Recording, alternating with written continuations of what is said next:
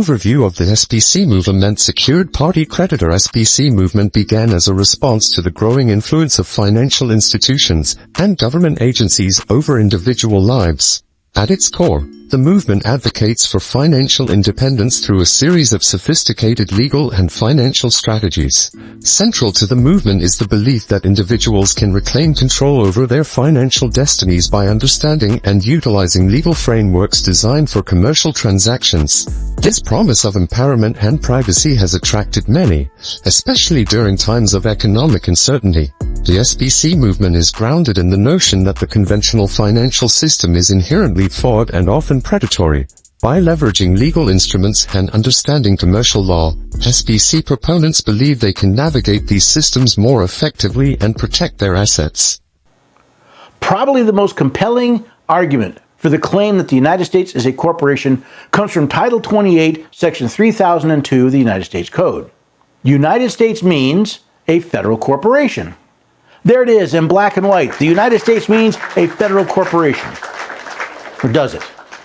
See, Section 3002 reads, as used in this chapter, the United States means a federal corporation, an agency, department, commission, board, or other entity of the United States, or an instrumentality of the United States. One of the foundational beliefs of the SPC movement is that each individual has a strawman, a legal fiction created by the government that can be separated from the individual's true self.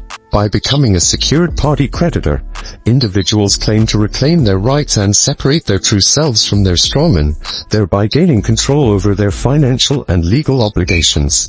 Why am I filing this? Like a lot of people say, I filed a UCC1. A UCC1 is just a notice. It took me a long time to understand a UCC1 is just a notice. You've given notice to the world that you're the first in line, first in time. It's powerful in the sense that no one subsequent to that filing can come in and get rid of your claim. You got the superior claim. This is about registering claims. How everything, the reason that you're filing a UCC1 is because there isn't any money. Money is being created by liens. Everything is about liens in our society. Everything. Money is created through liens. By an interest, value is giving to commercial paper if there is a security interest in that paper. Security interests are governed by the UCC, first in line, first in time. So value is determined by interest in things. So that is why everybody's trying to put a lien on you. A charge is a lien. They're putting a lien against your social security number. The movement is heavily influenced by the redemption theory, which suggests that after the United States went off the gold standard in 1933, the government created secret accounts backed by each citizen's future earnings. SPC adherents believe that by filing the right paperwork and understanding commercial law, they can access these accounts to settle debts and achieve financial sovereignty. The allure of the SPC movement lies in its promise of autonomy and financial liberation. In a world where debt and financial instability are common, the idea of being able to discharge debts through legal means is incredibly appealing. This movement offers a form of empowerment that resonates deeply with those feeling disenfranchised by the traditional financial system. However, the movement is not without its controversies and challenges. Legal experts and authorities often view SPC strategies as fraudulent and legally questionable. Many adherents have faced significant legal battles, resulting in fines, imprisonment, and ongoing scrutiny. Despite these challenges, the SPC movement continues to attract followers who are motivated by the promise of financial freedom and a desire to challenge the status quo. The movement's growth and persistence highlight the deep-seated desire for an alternative to conventional financial systems. Chapter 1, The Birth of the SPC Movement. The SPC movement is deeply rooted in historical contexts of economic instability and societal discontent, influenced by the redemption theory, which posits that the United States declared bankruptcy in 1933 and established secret financial systems. Proponents believe they can discharge debts and reclaim financial sovereignty by navigating these systems. This belief has driven many to adopt and spread SPC methodologies, viewing them as a means to achieve true financial independence. Central to this theory is the idea that the government created secret trust accounts for every citizen, which can be accessed to settle debts. Roger Elvick, often credited as the pioneer of the SPC movement, introduced the redemption process based on these principles. Elvik's journey began as he sought solutions to financial difficulties faced by Midwest farmers during the economic crises of the 1980s. His methods involved using promissory notes and private trusts to challenge and discharge debts. Is the industrial community. Because when the Christ was born there on that, in that stable, and Joseph was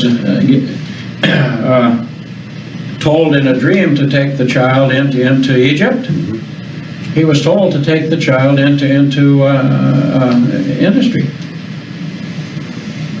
Why? Because they had made a reservation at a motel or a hotel, and it wasn't until the three wise men came in and paid the bill, or deposited the gold, frankincense, and myrrh, that the reservation now here, the room was open and they could take the child into commerce or the new issue. And where did the new issue came from? It came from the east side of the decimal point. At night, by the way. They followed the marshal by night, the marshal star, the star by night.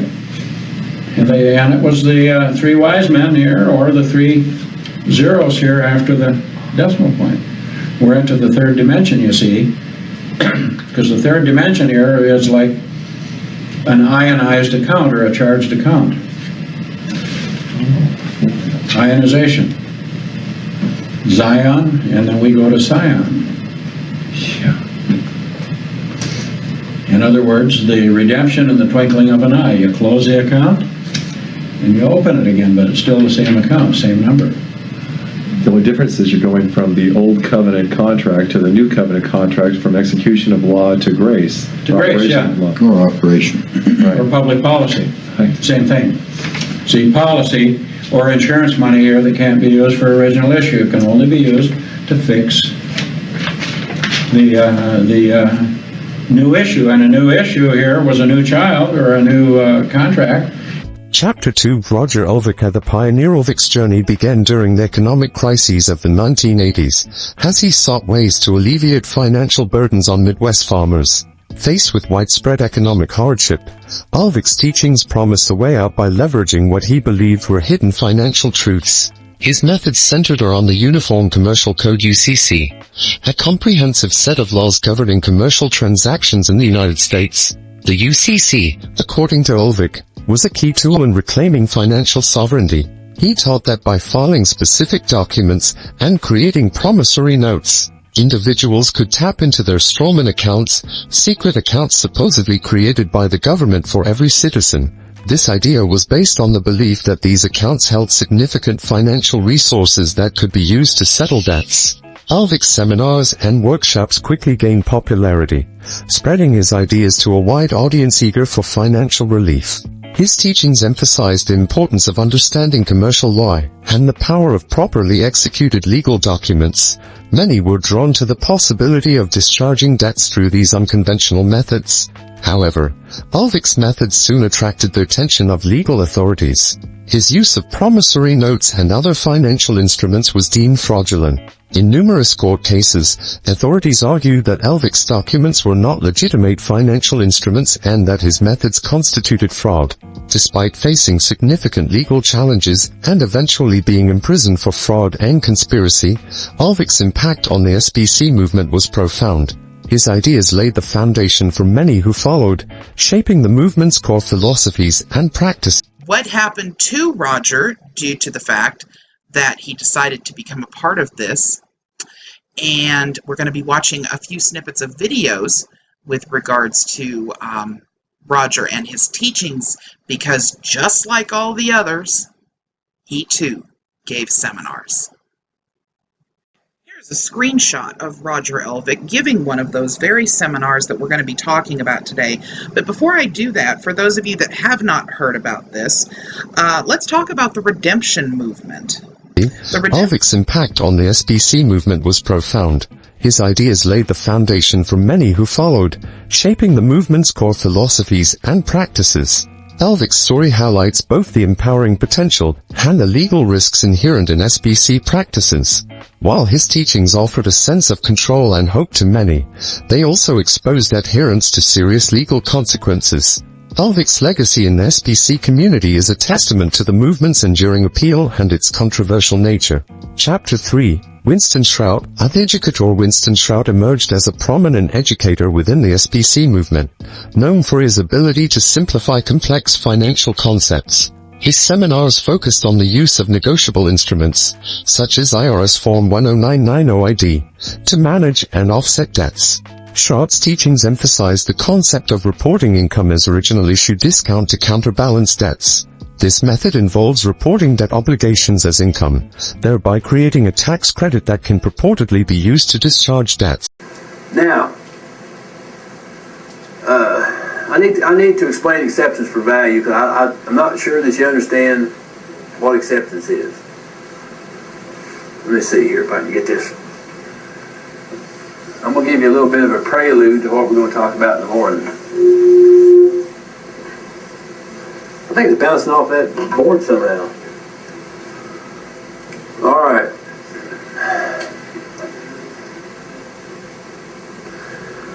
In the debt system that we work in, the most important thing you have is a blue ink pen. Because the blue ink pen, you can sign your name to anything. Now, when you sign your name to it, you just gave credibility to the document.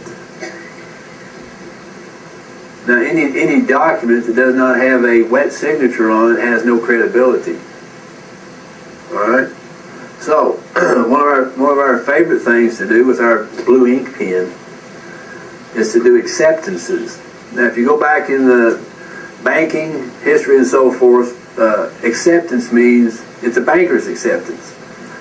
And because you're defined as a banker under Black's Law Dictionary, you can do banking business. And one kind of banking business you can do is acceptance. Acceptance means that you will pay the document. So you're accepting it for payment. So now if you pay the document, if you pay the negotiable instrument, to whom does that belong? It's yours. See? And so a blue ink pen is a very valuable tool in the world of commerce. So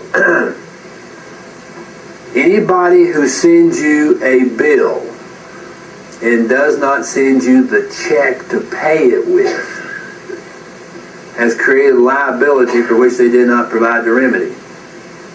His accessible teaching style and comprehensive materials attracted a wide audience, making him one of the most well-known figures in the SBC community. Shrout's seminars and educational materials were designed to demystify these complex financial processes, making them accessible to the average person. His friendly demeanor and ability to explain intricate financial concepts in layman's terms helped build a loyal following. Many attendees believed that Shrout's methods provided a viable solution to their financial problems, and his teachings spread widely through DVDs, online courses, and public appearances. Despite his popularity and the widespread adoption of his methods, Shrout's practices did not go unnoticed by legal authorities. The use of IRS Form 10990 ID and other financial instruments as Shrout promoted them was seen as fraudulent by the IRS and other legal entities. They argued that these documents were used to create fictitious financial instruments and evade taxes, which are illegal actions under federal law.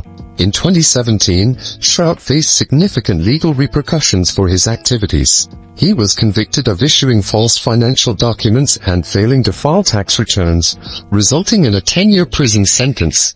The court found that Shrout's methods involved creating and distributing fake financial instruments, misleading his followers, and encouraging tax evasion. Shrout's experience underscores the challenges SBC practitioners face when navigating complex legal and financial landscapes. While his teachings offered a semblance of hope and financial control, they ultimately led many into legal troubles. Shrout's case serves as a cautionary tale about the potential dangers of misinterpreting and misapplying financial laws. Despite his legal downfalls, Shrout's impact on the SBC movement remains significant. His efforts to educate and simplify complex financial concepts have left a lasting impression on many within the community. However, his story also highlights the importance of legal compliance and the risks associated with alternative financial strategies. Good afternoon, everyone. Virgo here. This is just to update you quickly on the court listener site updating Winston Shrout's file. I want to draw your attention here real quickly to the last entry, which shows that the Court of Appeals actually filed a motion to dismiss his appeal case, or his case where he filed the appeal. Apparently, that's something that is done on a regular basis when somebody actually skips out of showing up to where he was supposed to show up to the Bureau of Prisons. He never did. He is now a fugitive of justice, and as a result of that, the appeal that was filed is being dismissed. Chapter 4. Tim Turner, or the President Tim Turner, who declared himself the President of the Republic for the United States, brought a unique approach to the SBC movement. With a background in law enforcement, Turner advocated for the use of private trusts and UCC filings to assert sovereignty and financial independence. Turner's methods involved filing UCC-1 financing statements to secure personal assets, based on the belief that this would place them beyond governmental reach. His charismatic leadership and bold claims attracted many followers.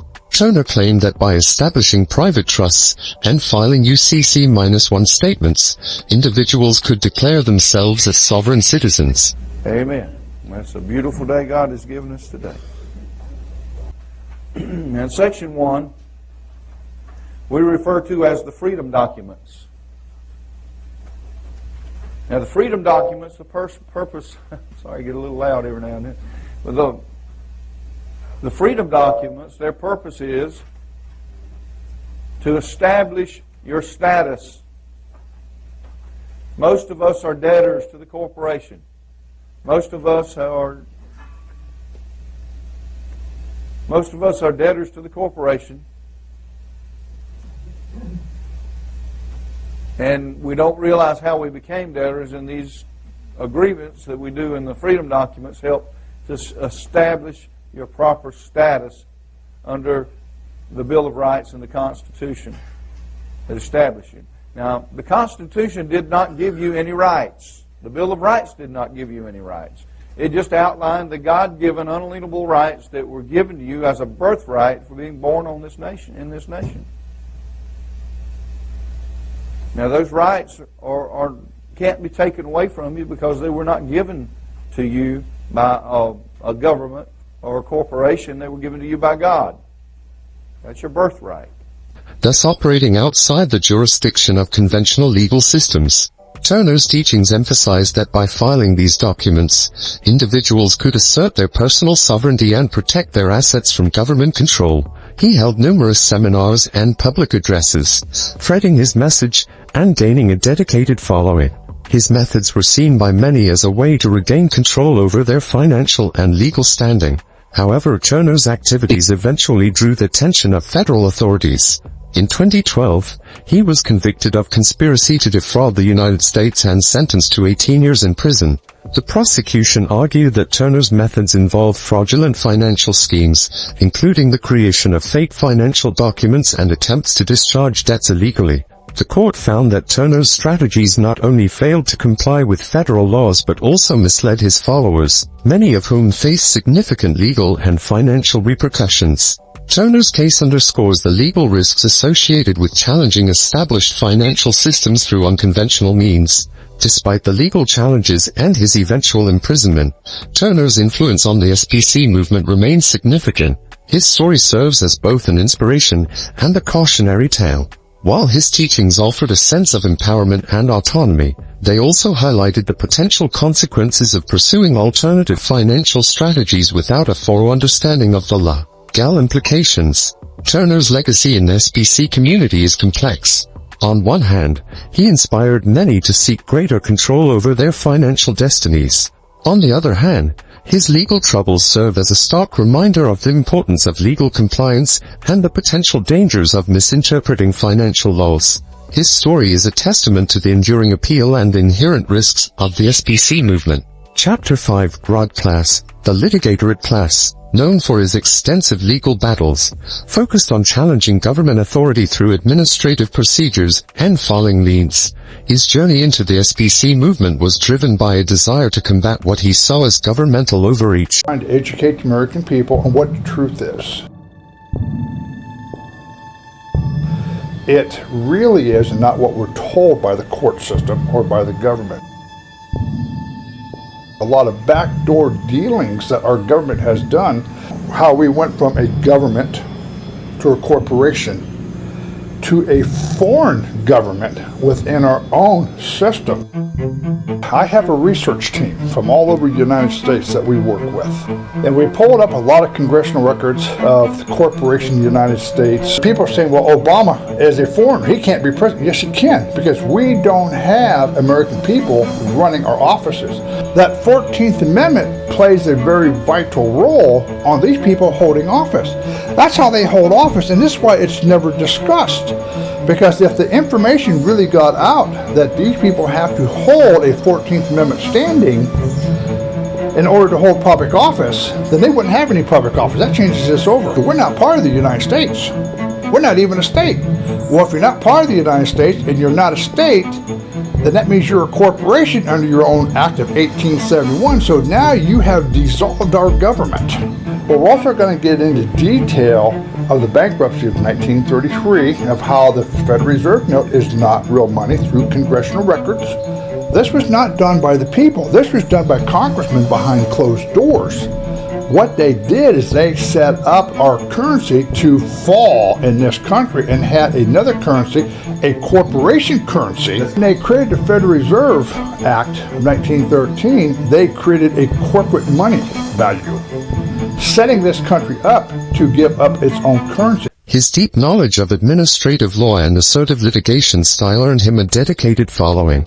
Class advocated for the use of UCC filings and other legal documents to assert personal sovereignty and challenge what he perceived as illegal government actions. Class's approach was rooted in a detailed understanding of administrative law. He argued that by filing specific legal documents, individuals could hold government officials accountable for overstepping their authority. This method, known as commercial lien strategy, involved placing liens on public officials' properties and demanding large sums of money for alleged violations of law. His assertive litigation style and willingness to take on the government made him a prominent figure in the SPC movement. However, Class's methods, while gaining traction among followers, often led to legal confrontations. Critics argue that his tactics can be legally questionable and potentially harmful. Many of his followers face legal repercussions for filing frivolous or fraudulent claims, leading to financial and legal troubles. Authorities viewed these actions as harassment and a misuse of the legal system, resulting in significant pushback from the courts. Chapter 6. Brandon Adams and Gordon Hall. The financial strategist Senator Brandon Adams and Gordon Hall introduced sophisticated financial instruments and insurance schemes to the SPC movement.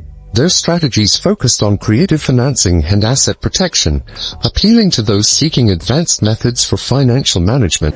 Okay. For those of you who are not familiar with trusts, I'm going to give you this sweet and simple. A trust has basically 4 essential parts: a grantor, a trustee, a beneficiary, and res, which is the thing of the trust, okay? Or the property. Could you say one more time? Grantor, trustee, beneficiary, which are the 3 positions in a trust, and the res, or the property of the trust. Corpus is another word for it. Okay. Adams and Hall's methods included the use of private trusts, insurance policies, and intricate financial instruments designed to shield assets from creditors. These strategies aim to provide a comprehensive approach to asset protection and financial independence, aligning with the SPC movement's goal of reclaiming control over personal finances. Through seminars and workshops, Adams and Hull disseminated their techniques to a wide audience. They promoted the idea that by establishing private trusts, individuals could protect their assets from legal claims and creditors. Insurance schemes and complex financial instruments were also employed to further safeguard wealth and manage liabilities. Their strategies often involved using complex legal and financial structures that required a deep understanding of commercial law and financial instruments. This attracted individuals who were already familiar with or willing to learn about these advanced techniques. However, the intricate nature of these methods also made them susceptible to legal scrutiny. Despite the appeal and potential benefits of their strategies, Adams and Hull faced significant legal challenges. Authorities viewed their methods as potentially fraudulent. Do I want to live under man or do I want to live under God? And it really is that kind of simple. Under man, he has how many codes, rules, statutes, etc.? 60 million. Tens and tens of millions of rules, codes, and statutes. And more passed every year. So it's real easy for me to know that I don't want to live under man, nor can I. Because I can't win in his courts. Or its courts. Or this world.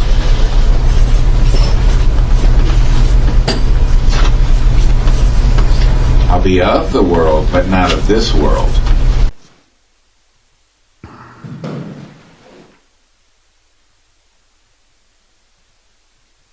Good morning, Your Honors. My name is Monica Edelstein. I'm an AOUs from the District of Arizona. Your Honors, the government would submit that the instruments in this case, the fictitious financial instruments in this case, are precisely the type of instruments that Congress intended to criminalize under the statute 514. Appellant seems to be hung up on the use of this phrase money order that was attached to the top of these instruments that Mr. Hall submitted to the IRS. The key inquiry, of course, is not what the documents looked like, but of course their actuality. It's irrelevant what the defendant and his co-defendants put on the top of these instruments. They could have labeled them anything: site drafts, promissory notes, currency. That is truly not part of what is relevant in the inquiry under 514. And it's not the government's burden under 514 to prove that a money order as a financial instruments themselves are false and fictitious. The inquiry that is relevant, the important part of the inquiry, is whether the instruments that were charged, the ones that were made by the defendants in these cases, that just simply happen to be labeled money orders, were in and of themselves false and fictitious. In other words, writing money order on an instrument does not make it a real money order. But in creating an instrument here to look like a real money order, when in fact they were simply worthless documents created out of whole cloth, this is what makes them false and fictitious, that they were simply created out of nothing. This brought these particular instruments into the category and the class criminalized by 514. What's the difference? I should know this answer, but I do not. What's the difference in terms of proof, punishment, etc., between charging this as a false or fictitious or charging this as a counterfeit? Your Honor, off the top of my head, I don't know precisely what the difference in statutory structure are. However, I would note that there is no precedent in this circuit or elsewhere that says that a document or an instrument has to fall under one category or other, fictitious or counterfeit, to be charged. What's relevant in this case, of course, is that the types of documents we have, the instruments we have, fall precisely into the category of 514, thus making it appropriate to charge these particular instruments under that statute. But I gather that the argument made here, at least implicitly, is, now, I can be corrected by your adversary, but I think I understood him implicitly to concede that if this had been charged as a counterfeit, that argument would go away. Your Honor, whether or not they could be charged under the counterfeit statute is an entirely separate argument. What they can be charged under and what they are in this case, these two monies, are false and fictitious. They're, to the point with respect to, I think the Murphy case puts to bed any indication that on the face of these, they couldn't be the jury could not infer that they were issued under the authority of the United States. The important thing to also note is there are no money orders issued by the Department of Treasury. This simply doesn't exist. And it goes back to the original point that it doesn't matter what the defendants put on these particular documents. It is the characteristic and indicia indicated on them that pulls them within the false and fictitious statute under 514. Despite their legal troubles, Adams and Hall left a lasting impact on the SPC movement. Their innovative approaches to asset protection and financial management continue to influence those seeking alternative methods to safeguard their wealth. However, their experiences also highlight the importance of understanding and adhering to legal standards and financial practices. Ian and David Clarence brought innovative methods to the SPC movement. Focused on trust management and asset protection, Ian introduced creative financial instruments, and Clarence emphasized administrative procedures. Their diverse approaches have contributed to the movement's evolution. Susan Tucci's approach centered on the creation and management of private trusts and legal claims, highlighting the importance of legal documentation. Are fucking perfect. Okay, his ownership of the funds, his ownership of the accounts are completely perfect. So I made sure you guys all had those documents so you could at least see them. Of course, they're mine. I put everything out in mine just so that I'm taking the responsibility as far as and of course I'm communicating real time with people in the industry, the banking industry and financial districts. And so basically all the I's were dotted and T's crossed. They can't touch me personally, just as far as all the work that's being done, they can't touch me. This is America. Don't get you slipping now. Tucci, Ian, and David Clarence brought innovative methods to the SPC movement. Focused on trust management and asset protection, Ian introduced creative financial instruments, and Clarence emphasized administrative procedures. Their diverse approaches have contributed to the movement's evolution.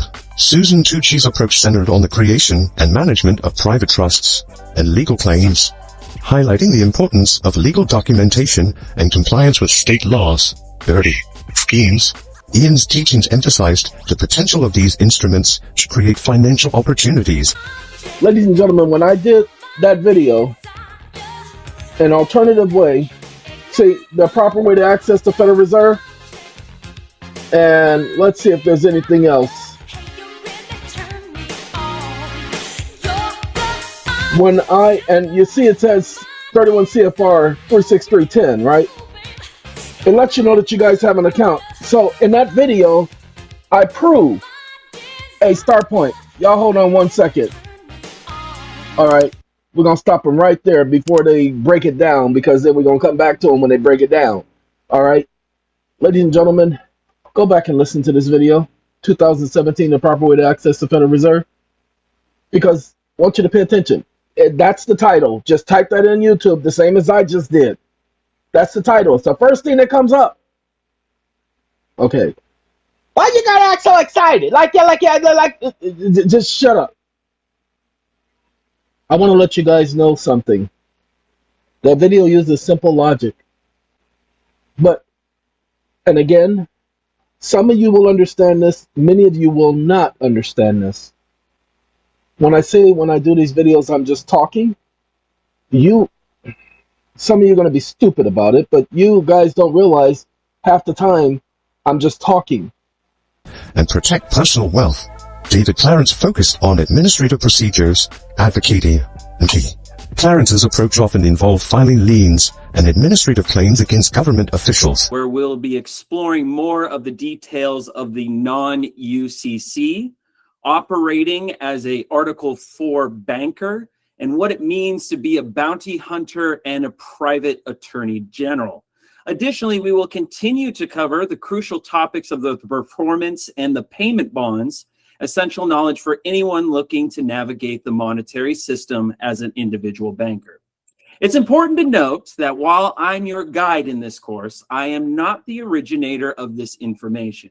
The insights we will explore have been brought to light by many great gurus, but one particularly is Patrick Devine. Movement. While their innovative approaches offered new ways to achieve financial independence and sovereignty, cities, their willingness to explore and teach new methods has inspired many within the community. Consequences of misapplying financial and legal strategies. Ian and David Clarence. Beast. The chapter balances the appeal of their strategies with the serious legal risks, offering a comprehensive view of their contributions and the consequences of their practices. Chapter 8. Tony King, the modern tactician narrator. Tony King, a modern figure in the SPC movement, focuses on trust management and asset protection. So I just have to alert you of that, so you'll be aware when you're doing your acceptance for value what you're going to put on the form. Okay? So what I want you to do is, on the bottom portion of the form, draw a line on the bottom portion. Now you know at all times when you're accepting anything for value that portion gets torn off. No matter what. Just remember this, if you don't remember anything else. It says detach and send with payment. They have already told you the first portion of how to accept something for value. Detach it, that's the first part of the instruction. You're going to rip it in half. Okay, they already got a perforated line for you to do that. And send with payment. With means two. You need two instruments in order to do acceptance for value, and not one. Okay? So if you're going to do any acceptance for value, detach it, that's the bottom portion. And remember, the top portion is a reflection of the bottom portion. See? So if you are doing that, if the top portion is a reflection of what is below, what's going to take place is the top portion is the accepted part. And the coupon is the payment of the accepted part. See? Maximizing financial protection through sophisticated strategies. King's methods include the use of private trusts to manage and protect assets. Yuri. He advocates for a detailed understanding of trust law and the strategic use of legal instruments to minimize tax liabilities and protect assets from potential creditors. King also emphasizes the importance of financial education and literacy. His seminars often cover a broad range of topics, including the legal intricacies of trust management, asset protection, and the ethical considerations of financial planning decisions. Key aspects of King's approach is his focus on legal compliance. He encourages his followers to work within the bounds of the law. The future of the SPC movement lies in new, innovative strategies that adhere strictly to all legal rules and regulations, holding the public harmless in their dealings. These strategies focus on trust management, corporate structure, insurance, and operating privately without the use of government accounts to create and profit from public projects. Leading this new wave are advocates like the Nomadic Elevation Group, which promotes the Trinity process, and authors such as Bachman Daniels, who are pioneering new paths to financial freedom through private operations. These pioneers emphasize ethical practices and legal compliance, ensuring that their methods do not harm the public or violate existing laws. The Trinity process, developed by Tobias Bay and the Nomadic Elevation Group, is a comprehensive approach that combines trust management, corporate structuring, discharging personal debt, and private insurance strategies. You want to own nothing and control everything. Ownership is a big thing that hurts us in understanding finances and being wealthy. How the wealthy stay wealthy is they control things so you can get a different type of write-off. This process aims to provide individuals with the tools to achieve financial sovereignty while maintaining full compliance with legal standards. The Trinity process emphasizes transparency, ethical practices, and a commitment to operating within the bounds of the law. I wonder why you don't see Donald Trump paying taxes, you don't see Elon Musk paying taxes. They're all set up correctly. Wow. They're all operating out of trust. And they're playing the game right. Authors like Bachman Daniels are also at the forefront of this movement, offering insights and guidance on how to operate privately and achieve financial freedom. Daniels' work focuses on the practical application of trust law and corporate structuring, providing a roadmap for individuals seeking to protect their assets and operate outside the constraints of trust. traditional financial systems. The emphasis on ethical practices and legal compliance sets these new pioneers apart from some of their predecessors. By ensuring that their methods hold the public harmless and adhere to all regulations, they are building a sustainable and responsible path to financial sovereignty. Their strategies aim to empower individuals to manage their finances independently while avoiding the legal pitfalls that have plagued the SBC movement in the past. As the SBC movement evolves, these futuristic pioneers are leading the way, advocating for a balanced approach that combines innovation with responsibility. Their work represents a promising future for those seeking financial independence through private means, and their commitment to legal and ethical standards offers a model for sustainable financial practices.